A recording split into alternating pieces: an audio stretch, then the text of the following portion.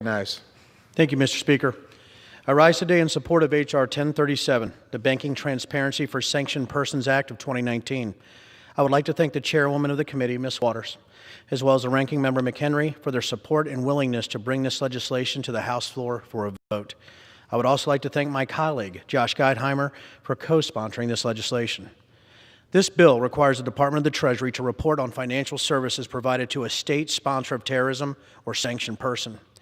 This is a common-sense reporting requirement that will further assist Congress in its oversight functions, including financial sanctions against state sponsors of terrorism, human rights abusers, and other bad actors targeted with certain U.S. sanctions.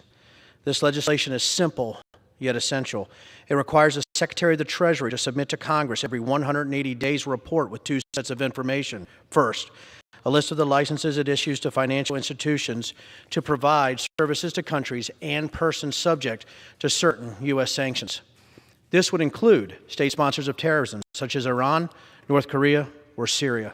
Second, Treasury would have to provide a list of any foreign banks that conduct significant transactions for persons that have been sanctioned for human rights abuses or corruption.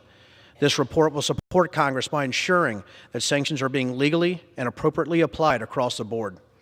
The information in these reports will inform Congress about how sanctioned states and individuals engage in financial transactions. Additionally, the increased transparency will help us understand the impacts of sanctions on targeted individuals.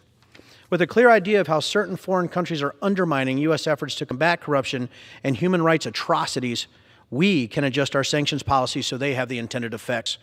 Finally, this bill will aid Congress and the executive branch to tailor secondary sanctions on foreign financial institutions, as well as better determine how those sanctions should be effectively designed and what the unintended consequences might be, if any should exist. This will be a useful oversight tool and a powerful disclosure requirement that can help Congress understand existing sanctions and design a more effective program for the future. This bill unanimously passed the House in the 115th Congress, and I invite all of my colleagues to join me today and pass H.R. 1037. Thank you, Mr. Speaker, and I yield the balance of my time. The gentleman yields.